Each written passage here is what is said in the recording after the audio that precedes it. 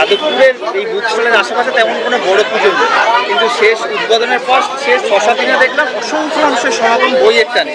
এটাকে কীভাবে দেখছেন? আসলে দুর্গাপুজোর সময় যেটা হয়, শারদোৎসবের সময়, শারদোৎসব উপলক্ষে নানান কর্মকাণ্ড হয়। কোথাও এক্সিবিশন হয়, কোথাও মেলা লাগে, কোথাও হচ্ছে ফুড ফেস্টিভ্যালের মতো হয়ে যাচ্ছে। তো এটা সব কিছু নিয়ে একটা উৎসব। তো পশ্চিমবঙ্গে কলকাতা শহরে বামপন্থীদের বুক স্টল সেই উৎসবের একটা অংশ।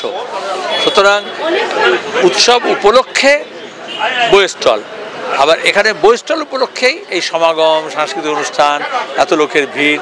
তার মানে এটা মানুষের চাহিদা এবং সেই অনুযায়ী আমাদের ব্যবস্থাপনা দুটো মিলে গেছে এবং অনেক মানুষ সারা বছর মুখিয়ে থাকেন।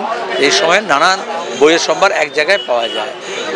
এটা হচ্ছে সৃজনশীলতা, নতুন প্রযুক্তি, কৃত কৌশল, জ্ঞান বিজ্ঞানের চর্চা, গবেষণা, সমাজ বিজ্ঞান, অর্থনীতি, ইতিহাস নিয়ে যা হচ্ছে সেই নিয়ে মানুষের সবসময় একটা জানার ইচ্ছে আছে।